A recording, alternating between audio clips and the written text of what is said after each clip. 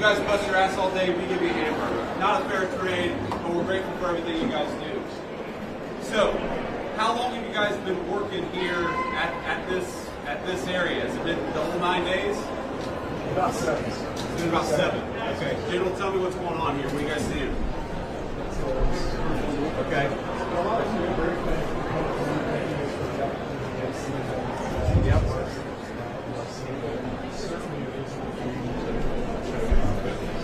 Good to hear. Of course. Well, a lot's changed in the past 7 days. It's actually kind of amazing. You guys are doing a hell of a job. We're proud of you. We're grateful to you. And just wanted to come by and say thanks and hang out with you. So let's say hello for a bit, and then I think we'll talk to the board. But just want to shake some hands and say hey to guys. Good, appreciate it. Thank you. All right. Good to see you. Thank you. How you doing?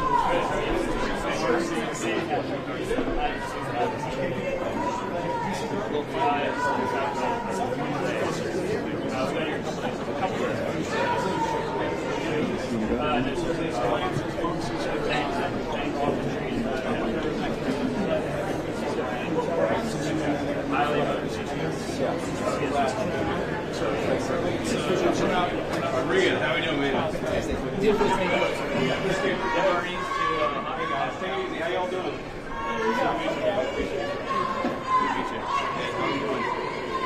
All right, thank you. I appreciate that. I'm honored.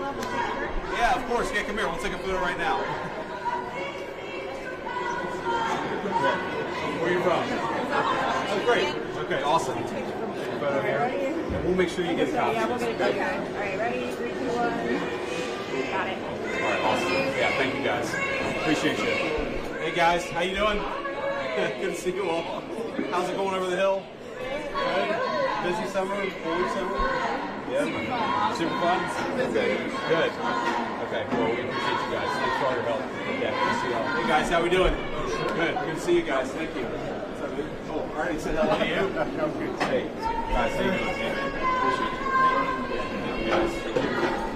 Yeah, so tell me, is it going a little better here?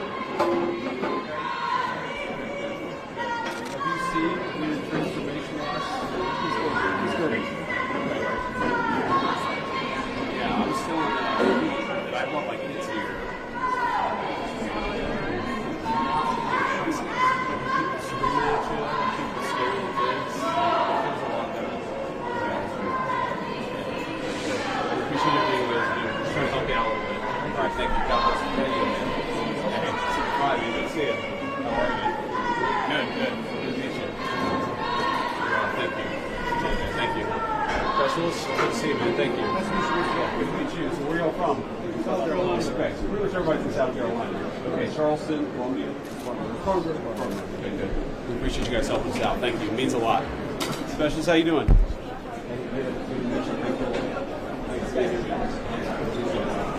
How we doing? Great. How you doing? I'm doing good, man. I can't complain. It's a hell of a lot more fun than I do most days.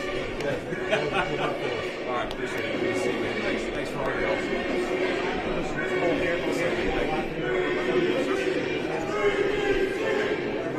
God bless you, and I appreciate it. Yeah, it means a lot. Thank you.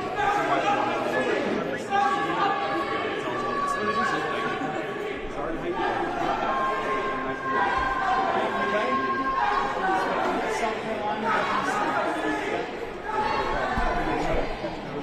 you. Appreciate what you're doing. Thank you very much.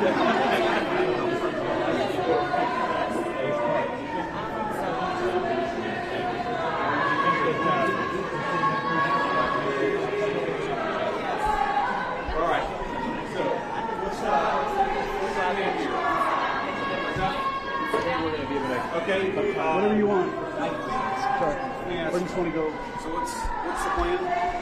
We do the gaggle, right? Are we doing that up here? Or are we doing it later? Wherever you want to. Okay. All right. Let's follow Kieran here. All right. Kieran, you lead the way.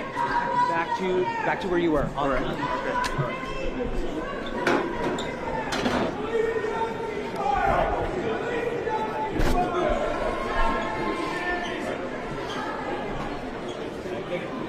Right there is good. Right here? Photo right here. Is that what he said?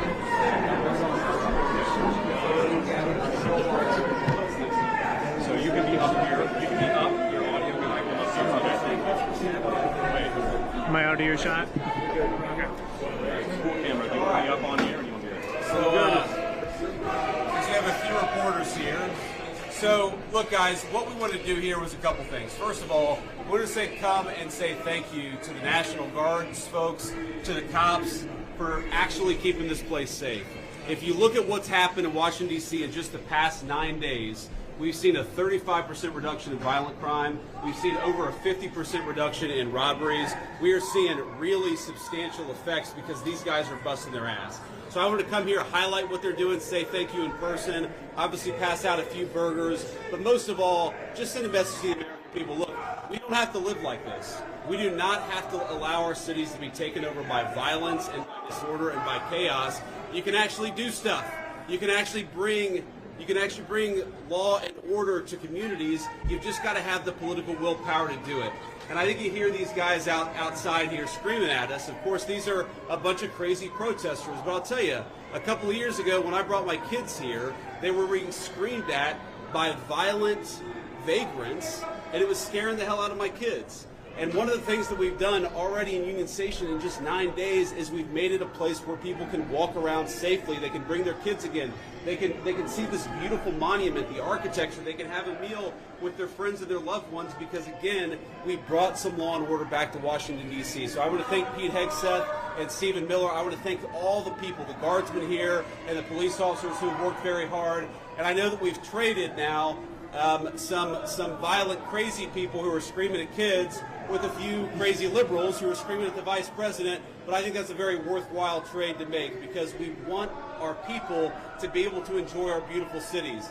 And the last thing I'll say is to the American people, D.C. is already safer than it was 9 days ago, but we're going to make it safer still to come. This is your city. You should feel free to come and visit here, have a meal, see all these incredible monuments, and actually enjoy yourself, and that's what we're trying to make happen. And I think that if we set a standard in Washington, D.C., that political willpower can bring some common sense, law and order back to these communities, then maybe some other communities and other cities will follow suit. So it's kind of crazy. You hear these guys outside.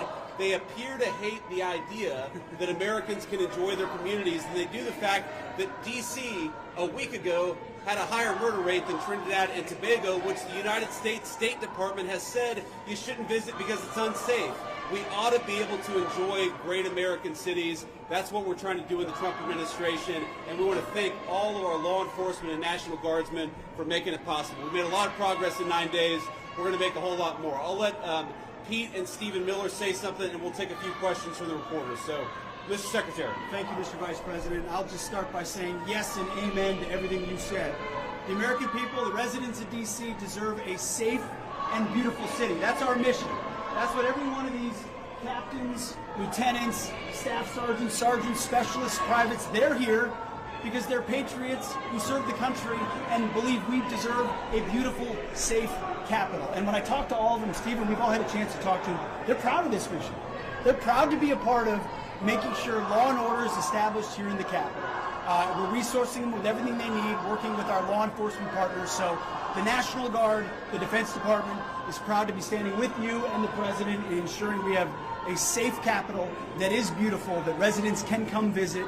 And we're committed to this mission, just like the one at the southern border and in Los Angeles. Our law enforcement officers deserve to be able to do their job safely, and American citizens, putting American citizens and our country first, is something President Trump has emphasized from the beginning. So thank you to these troops. I know I always liked a good cheeseburger when I was in uniform, so hopefully we can deliver a few of those. It's an honor to be here with you, and also, Stephen, thanks for everything you're doing. Thank you. And first of all, thank you to the Vice President for bringing us here today. Thank you, Secretary, for your leadership. And most importantly, thank you to the men and women of the National Guard. Here's the most important point. There are residents who lived in Washington, D.C. their entire lives. Their parents lived here. Their grandparents lived here. And they have lived for generations in intolerable conditions of crime and decay. There are parts of the city, I moved to the city 20 years ago. There are places where I've seen graffiti that has been untouched for 2 decades. There are homeless encampments that have made it impossible for families to use public parks and public recreation for as long as I've lived here. There are hundreds of residents of this city who are shot in street violence every single year, making it one of the most violent cities on planet Earth. And for too long, 99% of this city has been terrorized by 1% of the city. And the voices that you hear out there, those crazy communists, they have no roots. They have no connections to the city. They have no families they are raising in this city. They have no one that they are sending to school in this city. They have no jobs in this city. They have no connections to this community at all. But they're the ones who've been advocating for the 1%, the criminals, the killers, the rapists, the drug dealers. And I'm glad they're here today. Because me, Pete, and the Vice President are all going to leave here, and inspired by them, we're going to add thousands more resources to this city to get the criminals and the gang members out of here. We're going to dismantle those networks, and we're going to prove that a city can serve for the law-abiding citizens who live there. We are not going to let the communists destroy a great American city, let alone the nation's capital. And let's just also address one other thing. All these demonstrators that you've seen out here in recent days, all of these elderly white hippies, they're not part of the city and never have been. And by the way, most of the citizens who live in Washington, D.C. are black. This is not a city that has had any safety for its black citizens for generations. And President Trump is the one who is fixing that with the support of the Metropolitan Police Department, the support of the National Guard, and our federal law enforcement officers. So we're going to ignore these stupid white hippies that all need to go home and take a nap because they're all over 90 years old, and we're going to get back to the business of protecting the American people and the citizens of Washington, D.C. Thank you, Stephen. A few questions. Mr. Vice President, why are troops stationed here at Union Station on the National Mall instead of areas in D.C. where crime is statistically highest? Well, if you've ever been to Union Station in the last few years with your family, you know that crime is actually extremely high right here in Union Station.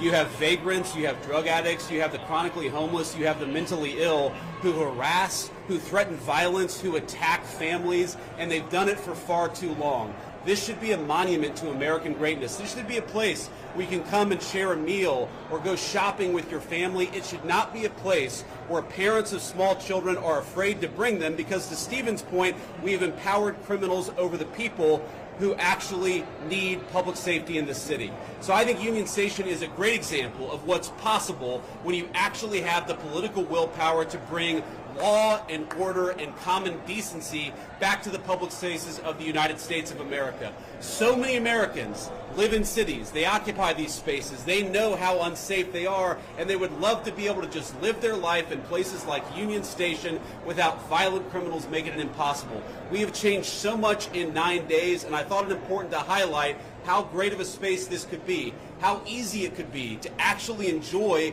something like Union Station if you just had politicians who stopped prioritizing violent criminals over the public citizens who deserve public safety in their own communities. And to add to that real quick, we talked to a first responder before we came up here who said this is their #1 call location is Union Station for first responders. So it's not as if this is insignificant. In many ways, this is part of the epicenter. And we go to that and return it to the safe location that it should be. It also frees up resources around the city. And you've seen a majority of the arrests happening in a lot of those places that need help. That's right.